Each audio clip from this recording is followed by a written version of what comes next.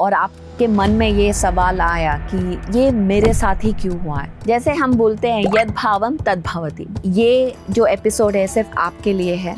आपने सुना ही होगा, जब हमें ज्ञान मिलता है कि हम ये शरीर नहीं आत्मा है, अच्छे कर्म किए तो फल अच्छे मिलेंगे। जो आप भगवान बाहर कह रहे हो वो आपके अंदर ही है, अंदर से चाहते हो वो रियलिटी में क्रिएट होता है बिकॉज ऑफ आपका सबकॉन्शियस माइंड बिलीफ। और तीसरा है, जो भी हमारी सबकॉन्शियस माइंड बिलीव करता है वो हमारे लाइफ में एक्सप्रेस होता है।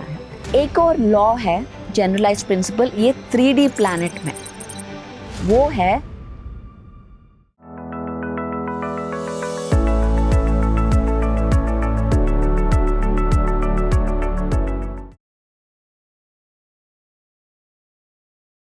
अगर आपकी जिंदगी में कुछ गलत हुआ और आपके मन में ये सवाल आया कि ये मेरे साथ ही क्यों हुआ है, तो ये जो एपिसोड है सिर्फ आपके लिए है।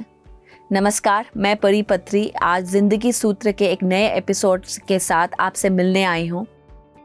और आज का ये टॉपिक बहुत बहुत चर्चे में है, ये एक एवर ट्रेंडिंग टॉपिक है और वो है लॉ ऑफ कर्मा।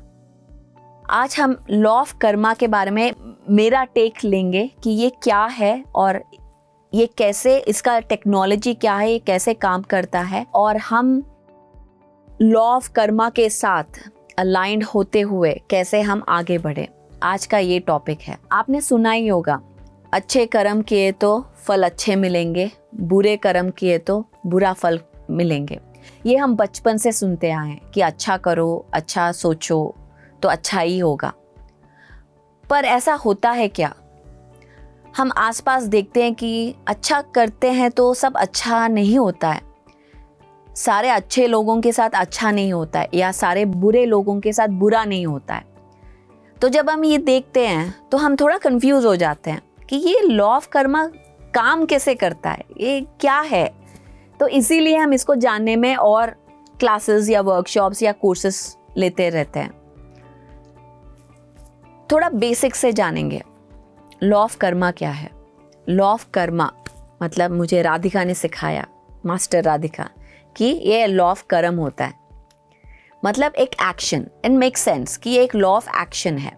आप एक एक्शन करोगे तो उसका कोई इफेक्ट आता है। इसको हम, ये कॉज एंड इफेक्ट, ये कॉन्सेप्ट एक्चुअली न्यूटोनियन मॉडल है। मतलब आप एक काम करो तो उसका इफेक्ट आता है, ये न्यूटोनियन मॉडल है। आज हम क्वांटम मॉडल के बारे में डिस्कस करेंगे। क्वांटम मॉडल क्या है? कॉज एंड इफेक्ट का ये है कि आप, अगर आपकी स्थिति हैप्पीनेस हो, आपकी स्थिति से आप इफेक्ट क्रिएट करते हो, ये है क्वांटम मॉडल। थोड़ा और डीपली इसके बारे में बात करते हैं। देखिए, सब कुछ एनर्जी है, एवरीथिंग इज एनर्जी, फ्रीक्वेंसी और वाइब्रेशन।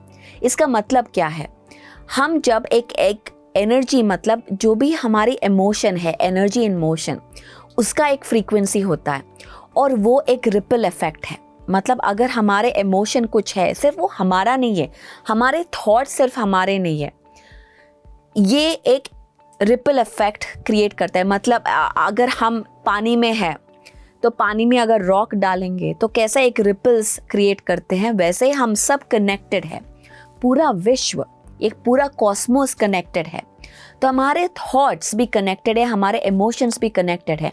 हमारे अंदर एक स्ट्रॉन्ग इमोशन क्रिएट करता है तो वो रिपल्स क्रिएट करता है इस पूरे ब्रह्मांड में, टाइम एंड स्पेस रियलिटी में। सो जैसे एक जनरलाइज्ड प्रिंसिपल है, हम जो सोचते हैं, हमारे जो सबकॉन्शियस माइंड इम्प्रिंट है, वही हमारे लाइफ में मिरर करता है। Whatever your subconscious mind believes, your reality must express।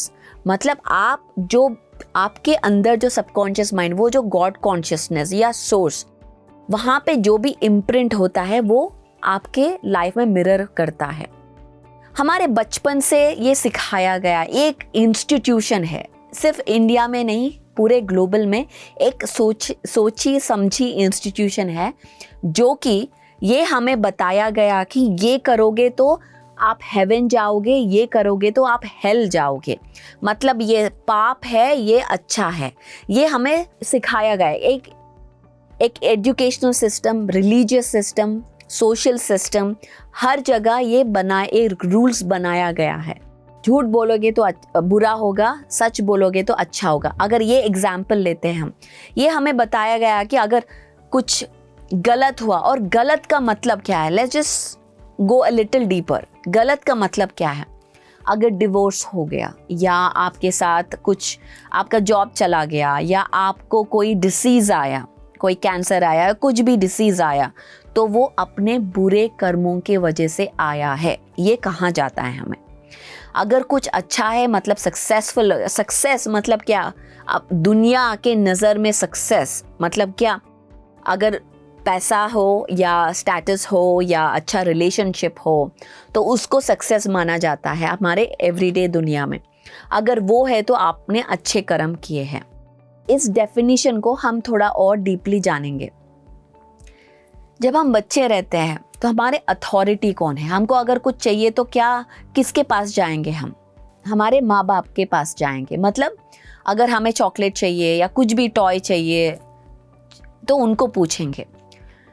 तो उनको कैसे पूछेंगे? पहले अगर आपके बच्चे हैं तो आप जानते ही होंगे, तो फर्स्ट आता है बेगिंग, मतलब प्लीज़ दे दो मम्मा, प्लीज़ मुझे चाहिए चॉकलेट चाहिए। अगर बेगिंग काम नहीं किया तो क्या करते हैं हम? आपके बच्चे क्या करते हैं? और उनको ये बहुत अच्छे से आता है, ये पूरा जो स्ट्रैटेजी है।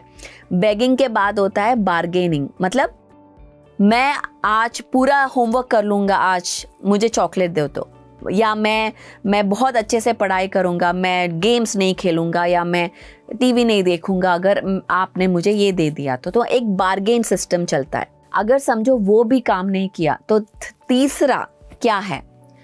बेगिंग हो गया, बार्गेनिंग हो गया, और तीसरा होता है थ्रेटनिंग। अगर मुझे ये नहीं किया तो मैं घर छोड़ के चला जाऊंगा, या कुछ ऐसा थ्रेटन करना, या जोर जोर से चिल्लाना या रोना, थ्रेटनिंग वे।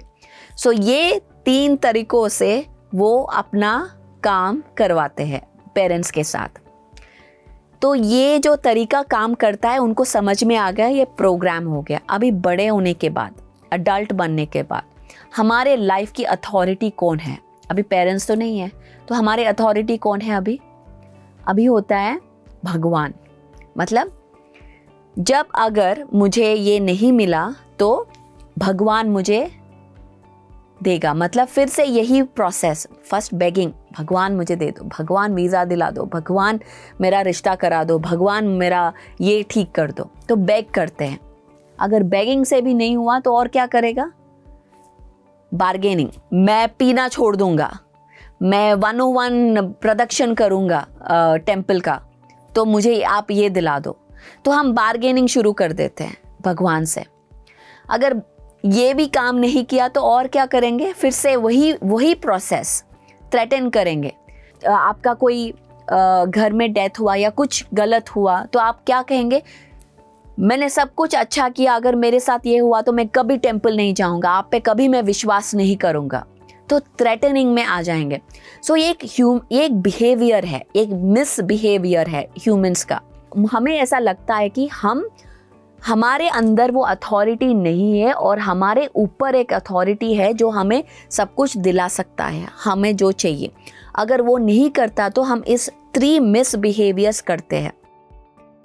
तो लॉ ऑफ कर्मा को एक हमने ऐसा समझा, एक टूल या ऐसा समझा कि भगवान ने क्रिएट किया कि हमें पनिश करे या रिवॉर्ड करे बेस्ड ऑन आवर बिहेवियर। मतलब हमारे व्यवहार के हिसाब से हमें रिवॉर्ड या पनिशमेंट मिलेगा, और इसीलिए लॉ ऑफ कर्मा बनाया गया। बट ये पूरा कॉन्सेप्ट, भगवान किसी को जज नहीं करता कि वो गलत है कि सही है।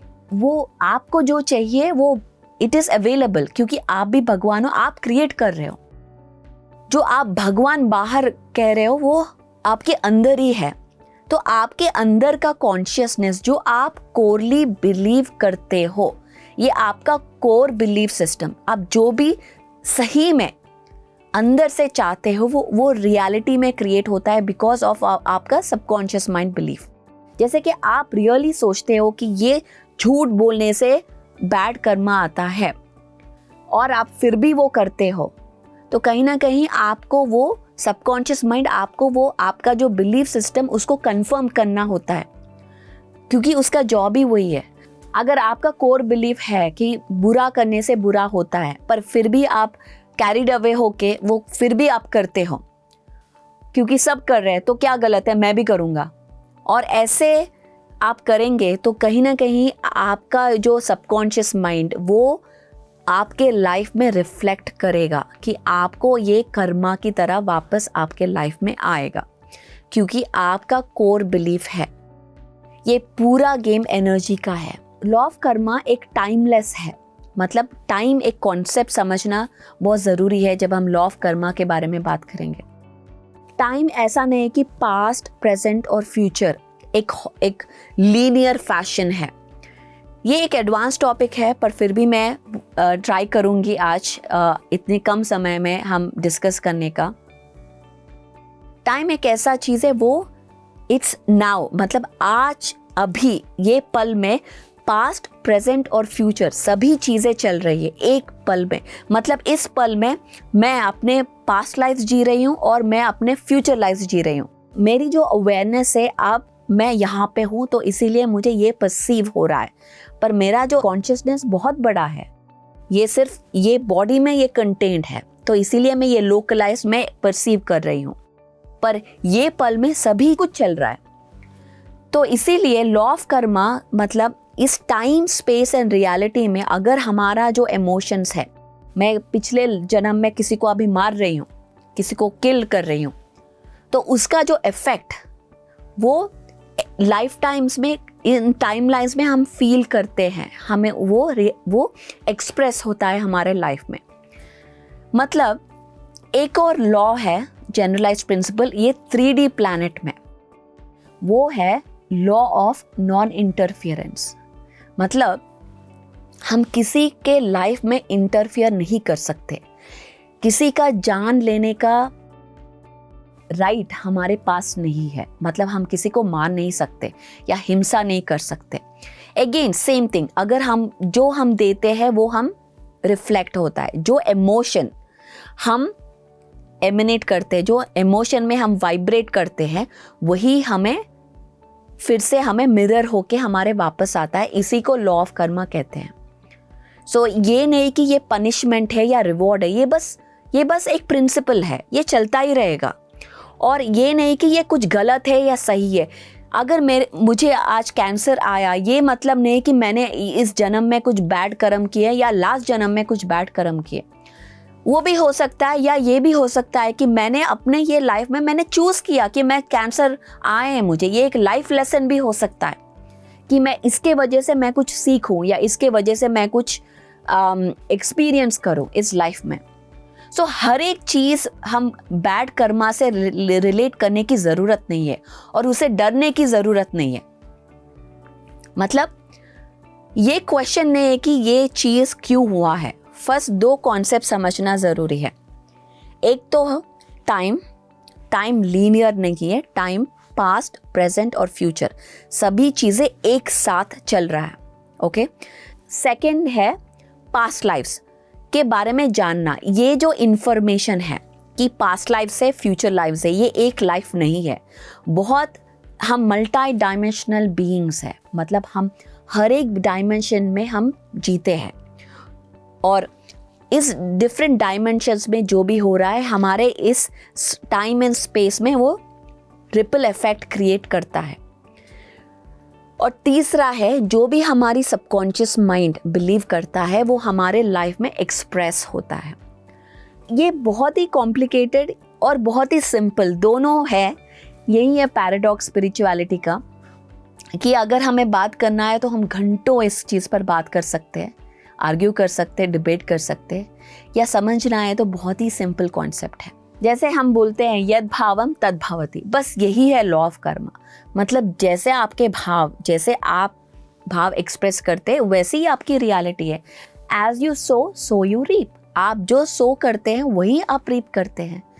चाहे वो जीसस हो, चाहे वो भगवत गीता हो, एक ही मैसेज है कि आप जो देते हो वही पाते हो। तो हमें तो यही सोचना है कि ये क्यों हुआ, कैसे हुआ, क्यों मेरे साथ हुआ, ये सब सोचने से पहले हमको ओके अभी है ये सिचुएशन, अब क्या करना है, अब इसको कैसे हील करना है। जब हम ध्यान करते हैं, हमें ये ज़रूरी नहीं है कि ये क्यों हुआ, पास्ट लाइफ में मुझे देखना है कि ये क्यों हुआ, मैं कर्मा कहाँ से लेके आई हूँ, ये सब समझने की ज़रूरत नहीं है। जो समझना है, अगर आना है इन्फॉर्मेशन, वो अपने आप ध्यान में आ जाएगा। हमें कोई पास्ट लाइफ रिग्रेशन करके जानने की ज़रूरत नहीं है। मतलब अगर आपको करना है तो या श्योर, पर वो इम्पॉर्टेंट नहीं है हील करने के लिए। आपको सिर्फ ध्यान करना है, जो हीलिंग होना है वो अपने आप हो जाएगा। कैसे होता है? ज्ञान के साथ। जब हमें ज्ञान मिलता है कि हम ये शरीर नहीं आत्मा है, कि हम अनंत ये ट्रैवलर्स है, हमारी जर्नी चलते ही रहेगी, ये ख़त्म नहीं है। जब हम सीखते हैं कि कैसे हम डिटैचमेंट इन अटैचमेंट रह सकते हैं, कैसे हम एक सोल कॉन्शियसनेस के साथ, बॉडी नहीं, एक सोल कॉन्शियस आत्मा कॉन्शियसनेस के साथ रह सकते, जब हमें ये ज्ञान प्राप्त होती है तब अपने आप हीलिंग हो जाती है।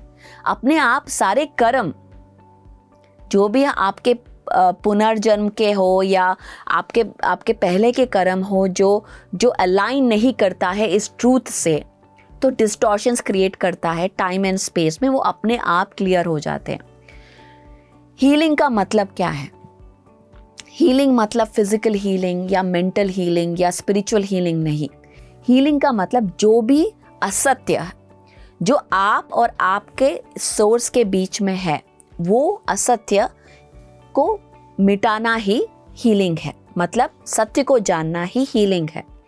वो अपने आप फिजिकल हीलिंग हो जाती है, अपने आप इमोशनल और मेंटल हीलिंग हो जाती है। हमें उसके पीछे भागना नहीं है, हमें सत्य के पीछे भागना है। सत्य क्या है? सत्य को जानना है। और सत्य तो सिंपल है, और उसको अपने लाइफ में कैसे इंटीग्रेट करते हैं, हम अप्लाई कैसे करते हैं।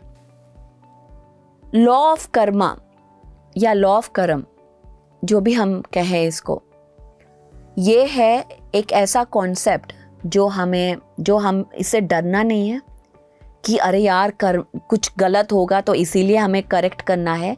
क्योंकि अगर आप ऐसे भाव से करते हैं तो उसका कोई फ़ायदा नहीं है।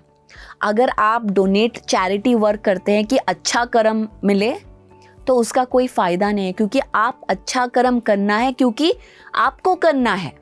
ऐसा नहीं कि कुछ अच्छा होगा इसीलिए आपको अच्छा करना है। तो आपके भाव क्या है? अगेन, स्थिति क्या है? यद भावम तद भवति। ये आपको लिख के पूरे रूम्स में डालना है, पूरा एक पोस्टर बना के। क्योंकि ये नहीं, एक एक्सपेक्टेशन रख के अगर कोई हम काम करेंगे तो उसका फल भी वैसा ही मिलेगा। सो हमें अपना कर्म करना है, अपना कर्म एक इंटेंशन के साथ करना है कि किसी को हार्म ना हो, और एक सर्विस माइंडसेट। इसीलिए सर्विस माइंडसेट सबसे हाईएस्ट फॉर्म ऑफ धर्म, सबसे हाईएस्ट फॉर्म ऑफ लीडरशिप, सबसे हाईएस्ट फॉर्म ऑफ कर्म ये होता है सर्विस। कि सर्विस फॉर ह्यूमैनिटी, दूसरों के लिए करना बिना एक्सपेक्टेशन के कि कुछ मिले आपको, चाहे वो अप्रिसिएशन भी हो, चाहे वो वैल्यू भी हो, कुछ भी हो। अगर आप इस भाव से करेंगे तो यूनिवर्स अपने आप रेसिप्रोकेट करेगा। मतलब अपने आप वो आपका जो फल है वो मिल जाएगा। आपको कुछ करना ही नहीं है, क्योंकि ये कोई बार्गेनिंग नहीं है, ये कोई बेगिंग नहीं है। इस मिसबिहेवियर से हमें बाहर निकलना है, क्योंकि आपका जो अथॉरिटी आपके अंदर ही है, बाहर नहीं है। अगर हम ये सोचेंगे कि हमें कोई सेव करने आएगा या हमारे कर्मों से हमें बचाएगा, तो ये कभी होने वाला नहीं, क्योंकि आपकी अथॉरिटी आपके अंदर ही है। आप बस वही करो जो आपको करना है। आप बस कर्म करो क्योंकि आपको कर्म करना है। बस फल के लिए मत कीजिए, क्योंकि ये जब हम सोचते हैं तो तभी हमारे अंदर जो भय या कंफ्यूजन या कंपैरिजन ये सब शुरू हो जाता है। इसको हम फीड करने लगते हैं, क्योंकि बाहर इतना ज़्यादा इन्फॉर्मेशन है। हमेशा एक आपको गाइडेंस, ये जो गाइडेंस आपके अंदर ही है। आप एक बहुत ही पावरफुल को क्रिएटर हो। सारे आंसर्स, सारे जवाब आपके अंदर है। ये मुक्ति पाना, मतलब हमें मुक्ति पाना है या क्यों पाना है या नहीं पाना है, ये सब की चिंता नहीं करना है। हमें सिर्फ सत्य को पाना है, सत्य को जानना है। और सत्य एक ही है कि हम ये शरीर नहीं है, आत्मा है। हम सब एक है, इसको लॉ ऑफ वन कहते हैं।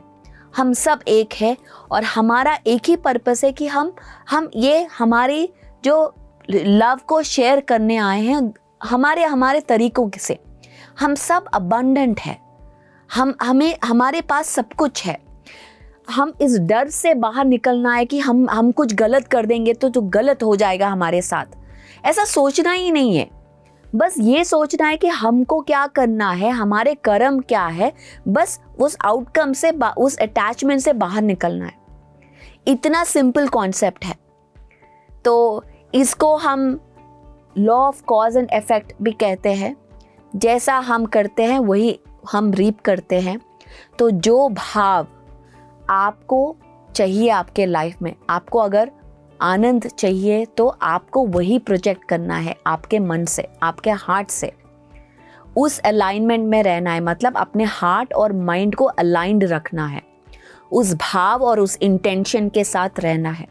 जब आप ये करेंगे तो ऑटोमेटिकली आपको जो चाहिए वही मिलेगा, आपके कर्म जो है वही मिलेगा। क्योंकि हमको जज नहीं करना है कि ये सही है या गलत है। कोई सही गलत नहीं है, सिर्फ सभी एक एक्सपीरियंस है, सब कुछ एक्सपीरियंस है। कोई पनिशमेंट नहीं है यहाँ पे, कोई सफरिंग ही नहीं है। रिचर्ड बाक कहते हैं, the mark of your ignorance is a depth of your belief in tragedy and injustice. ये एक बहुत ही बढ़िया लाइन है। आपको मैं इंग्लिश में फिर से बोलती हूँ, the mark of your ignorance is the depth of your belief in injustice and tragedy. इसका मतलब है कि आपका जो इग्नोरेंस है ये उतना है जितना आपका बिलीव है ट्रेजेडी और सफरिंग में है, इनजस्टिस में है।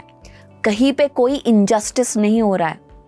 ये सब खेल है लॉ ऑफ कर्म की, कि जैसा आप कर्म करते वही पाते हो। कहाँ इनजस्टिस है? कोई इनजस्टिस नहीं है। ये सब एनर्जी मूवमेंट है, डांस ऑफ एनर्जी है।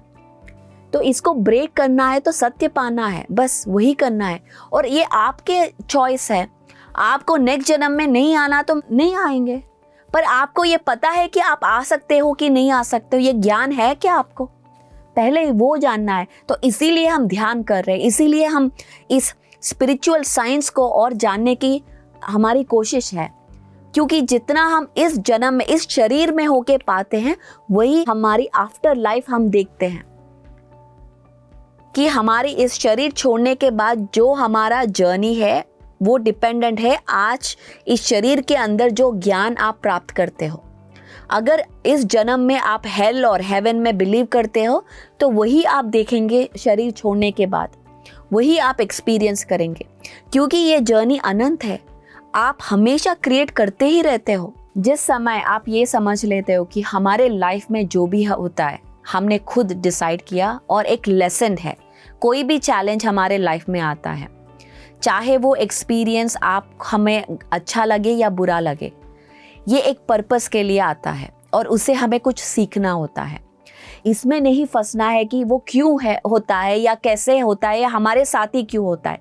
जब हम ये समझ लेते हैं कि हमारे पर्पस क्या है और हम उस पे सिर्फ हमारे कर्म करना है, बस यही हम करते हुए अगर चलेंगे तो हम ज्ञानी बन जाते हैं और एनलाइटनमेंट की प्राप्ति होती है। हम हमारी लाइफ खुद चुनते हैं। हमारे पेरेंट्स, हमारे एनवायरनमेंट, हमारे लेसन्स क्या है और हमारे फियर्स क्या है और किस फियर से हम क्या सीखना है, ये सब हम खुद चुनते हैं। तो हमें ये नहीं सोचना है कि ये क्यों हमारे साथ हुआ या कैसे हुआ। बस हमें अपने चैलेंजेस और हमारे जो लाइफ के जो एक्सपीरियंसेस को एक्सेप्ट करके और उसका जो लेसन क्या है, हमें क्या सीखना है, जब हम वो लेसन सीख जाते हैं तो उसी वक्त हम मुक्त हो जाते हैं। तो हमें अपना कर्म करते हुए बस हमारे पर्पस को फुलफिल करते हुए ज्ञानी बनना है और एनलाइटनमेंट की ओर बढ़ना है। Thank you very much. जिंदगी सूत्र के इस एपिसोड में आप सबसे मिलके बहुत बहुत अच्छा लगा मुझे। फिर एक एपिसोड के साथ आपके सामने आऊँगी। तब तक के लिए देखते रहिए PMC हिंदी। धन्यवाद।